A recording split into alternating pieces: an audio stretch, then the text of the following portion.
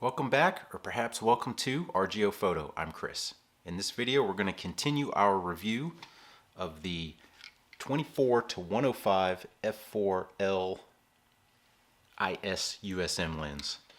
So in the previous video, we put the 24mm and 50mm up against the OG here, the 28-80 USM from 1991, and it actually performed pretty good, which is kind of saying a lot because the 24 and 50 millimeters, or the 28 on this, 28 and 50 millimeters on this is really good. So the fact that it probably was a 50-50 split there means this lens did pretty good down low.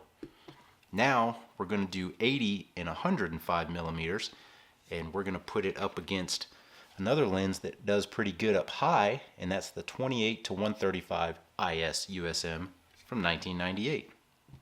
Now, just like the previous video, I'm going to show some example photos first, and then we'll go into the homemade test chart. So we'll definitely have some sunflowers in this one as well, and if you look in the back, that might be a familiar sight if you saw the video I did on the wind mark or the landmark. Go in with a different orientation here, zoomed in just a little bit. Here we're at 105 millimeters. So this also has a potential for a square crop that I like, but let's zoom in and take a look at the sharpness. So we're pretty sharp here in the middle.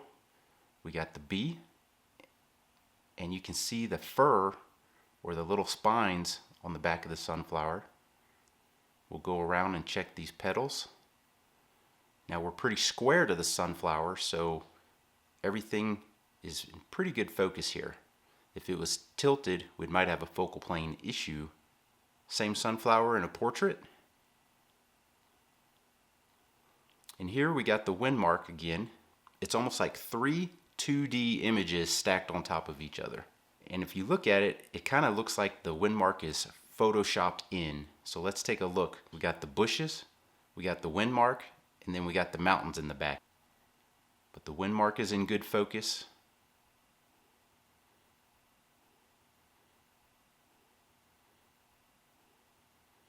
And the mountains are in pretty good focus. Though those mountains, they're probably 2 miles away.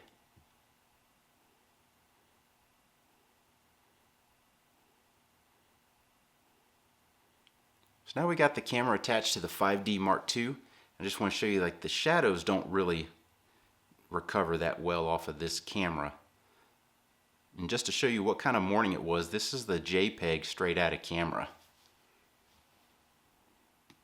So vertical shot here, and you can see again the shadows do not recover well. But I'll crop that into a 1x1, and then again I'll show you the JPEG straight out of camera. It was a lovely morning. So here we got some more sunflowers. You can see Cheyenne Mountain in the back, and it's reflecting off the lake down in the bottom. Another lovely morning here in Colorado. So now let's go into the test chart. Alright, we're at 80 millimeters here on the test chart, and both of these are the L lens because the 135 does not go to 4 or 4.5 on the aperture at 80 millimeters. So we got f4 here on the left, f4.5 on the right. It's pretty nice, and I'm only using such minimal difference in the f-stop because if you got the f4 lens, I'm imagining you want to stay as wide open as possible. So let's go to the wording. Wording looks pretty good on that 4.5. The color contrast is completely different too. Let's go to a corner.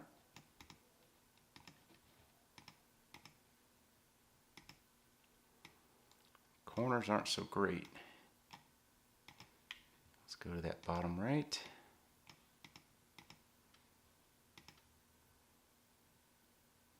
A little better on the 4.5.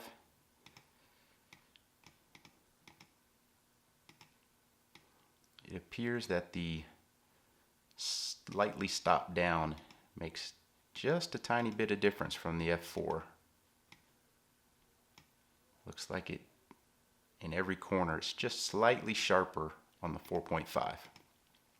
Okay, now let's go to 5.6. We've got the L lens on the left, and the 135 on the right. Let's check out the center. Really close here. 135 does good here. That 135 is nice looking. Tough to say. The wording might be better here, although the contrast might be deceiving. Let's check out some of these corners. I know this is probably the weak spot for the 135. Yeah, and the L lens is sharpened up at 5.6. This is much better than it did at 4 and 4.5.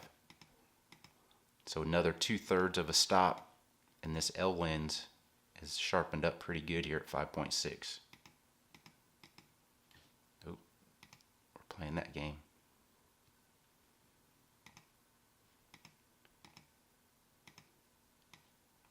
Yeah, 135 is not good in the corners here at 5.6, which is its wide open aperture. So yeah, much better here on the L lens here. Let's go to a different aperture. We're going to go to 7.1. So the L lens is on the left still, and the 135 is on the right. We're at 7.1. And almost feel like maybe the L lens is a little better. That wording's pretty good. Yeah, the L lens is definitely better at 7.1 than the 135. We'll just check two corners here. Significantly better. Check the bottom left. I think the bottom left was the closest corner. Yeah, it's not even close to the L lens by far.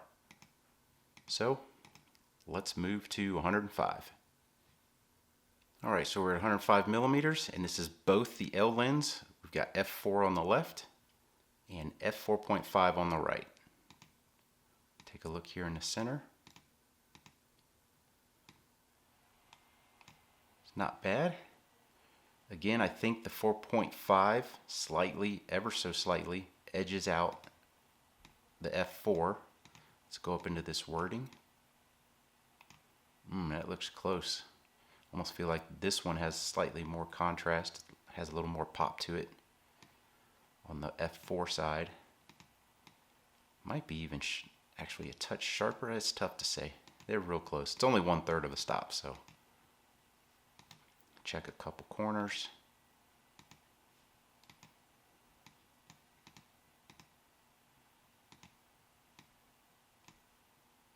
Do you think that 4.5 is ever so slightly better? I don't have the best eyes in the world, so it's also mostly a toss-up, and it's only 1/3 of a stop, so not that big of a deal. All right, so now let's go 5.6 on the L lens and on the 135.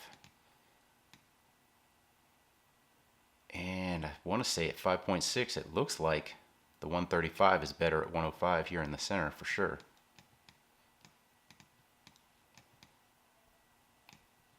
The wording looks a little clearer on the right on the 135. So looks like we got a slight edge to the 135.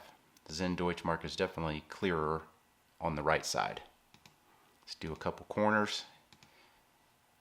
And this is where the 135 fell off last time at 80 millimeters. I do think this is a better corner on the L lens.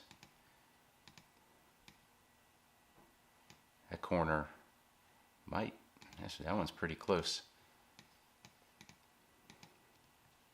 This was the close corner at 80.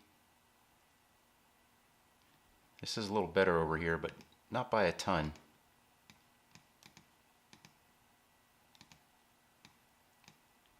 So it's better. The center belongs to the 135, but the corners belong to the L. So let's go to yet another aperture. All right, 7.1. L lens on the left still. Let's go into the centers. The 135 is on the right at 7.1. And I feel like the center again belongs to the 135. Let's check out the wording. I think the wording's ever so slightly crisper over here on the right. Go to a corner.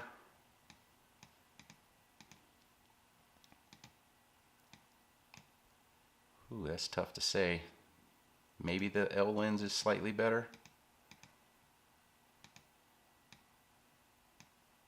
I don't know, I think the 135 has the bottom right corner.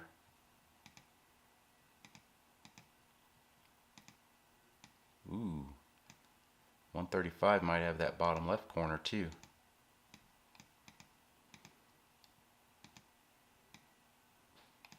So here at 7.1, I almost feel like the 135 wins all around, center and corners. Yeah, this is definitely sharper in the center. I gotta say, I was hoping that the 24 to 105 L lens was going to perform a little better than it did, but it also did what I wanted it to do, which was kind of replicate the bottom side of the 28 to 80 because it's very good, and it split this, I believe, in the last video about 50-50 between the different apertures and focal ranges, center and corner and everything. It was about 50-50. So we've got the bottom end of this, and definitely the corners were better off of the 105 versus the 135, but a lot of times the center was either the same or slightly better with the 135. So I did get what I want, but I wish this was just a little bit sharper. If you've got any experience with the 24 to 105, let me know what you think. And I know there's a second version of this for the EF lens, and if you have that or had them both, let me know how you felt about them. I do know these were two fairly long videos, but I figured if you're going to buy a $350, $450 lens like this, that you want to make sure you're getting your money's worth. So if you like this video, give us that thumbs up, hit the subscribe button down there, and as always, thanks for watching.